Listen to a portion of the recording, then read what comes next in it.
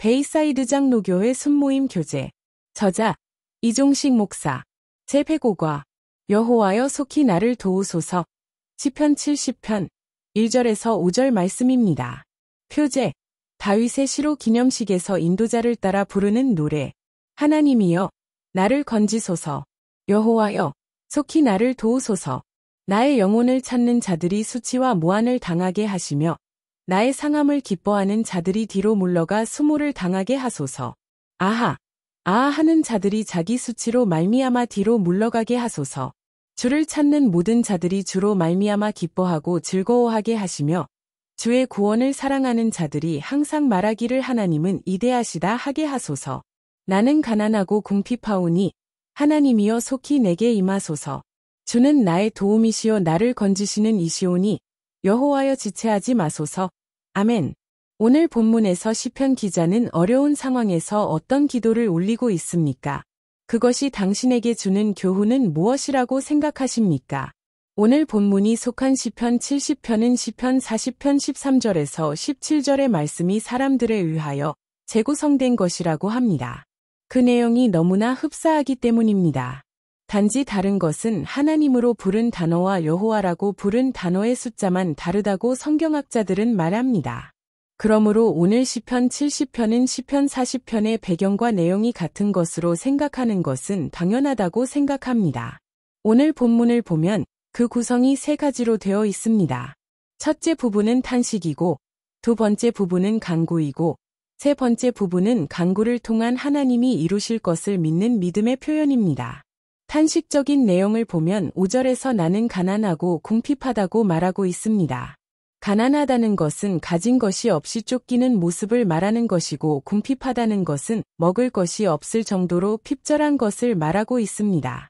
그런 상황이라면 사울의 쫓김을 받을 때가 아닌가 생각됩니다. 그 당시를 보면 다윗은 먹을 것이 없어 제사장들만 먹을 수 있는 진설병을 먹기도 하고 나발이라고 하는 자에게 먹을 것을 요청하였다가 거절당하자 분을 내며 그를 죽이고자 했던 것을 볼 수 있기 때문입니다. 이런 것을 보면 믿는 자들에게도 가난하고 궁핍한 때가 있다는 것을 알게 됩니다. 그리고 그러한 상황은 믿는 자로서 하나님이 누구신가를 체험하는 훈련 과정이었음을 알려주고 있습니다. 성도님들, 믿는 자가 먹을 것이 없을 정도로 어렵게 된다면 하나님은 그것을 통해 우리에게 먹을 것과 필요를 채우시는 분임을 가르쳐 주시기 위함이라고 생각됩니다. 그러므로 오늘도 어려운 가운데 기도하는 우리에게 이러한 하나님의 뜻이 있음을 믿는 우리가 되어야 하겠습니다. 오늘 본문이 두 번째 부분을 보면 2절 그리고 3절의 간구의 부분입니다.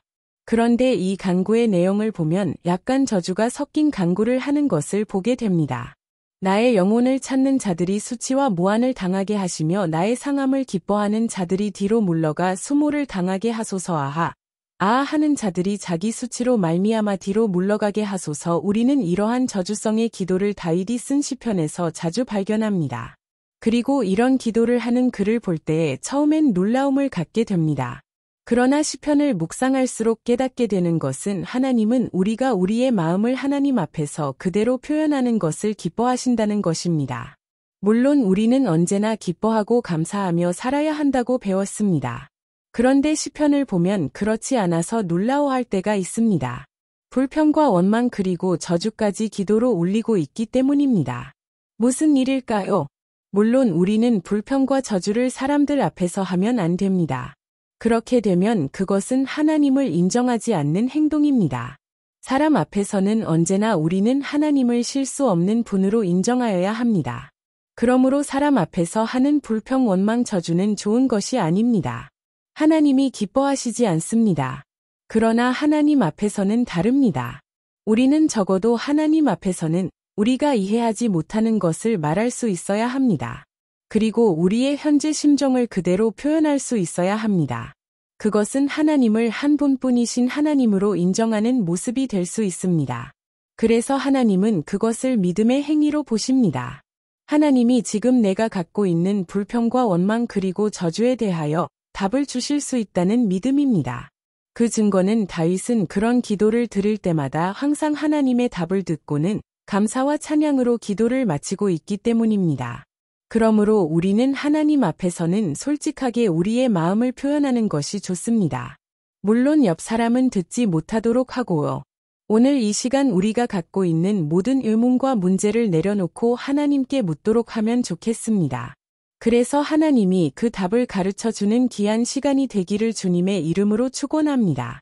이제 마지막 부분인 세 번째 부분을 살펴보도록 하겠습니다. 다윗은 세 번째 부분으로 하나님을 향한 신뢰의 믿음을 고백하고 있는 것을 보게 됩니다. 그것은 4절 말씀입니다. 주를 찾는 모든 자들이 주로 말미암아 기뻐하고 즐거워하게 하시며 주의 구원을 사랑하는 자들이 항상 말하기를 하나님은 이대하시다 하게 하소서. 이 고백은 다윗의 삶에서 얻은 체험을 통해 나온 것이라고 믿습니다. 그 뜻은 결국 하나님은 자신의 어려움에서 자기를 건져내사 찬송을 부르게 하실 것이라는 것입니다. 그리고 주님의 이름을 높이고 경배하는 일이 벌어지게 될 것이라는 것입니다. 그리고 결과는 역시 하나님은 다윗을 건져내셔서 그를 구원하셨습니다. 그리고 다윗은 그가 고백한 대로 하나님을 찬양하며 온 세상에 하나님이 이대하시다는 것을 증거하는 삶을 살았습니다. 성도님들, 오늘 우리도 이런 믿음으로 살게 되기를 바랍니다. 어려운 일 속에서도 하나님이 상황을 이해하지 못하는 나를 이해하시고 나의 마음을 받으시고 그 간구함을 해결하실 수 있음을 믿으며 기도에 임하는 우리가 되기를 바랍니다. 당신은 자기의 모든 마음을 하나님 앞에 토하며 기도하십니까? 그것의 결과는 무엇이었는지를 서로 나누어 봅시다.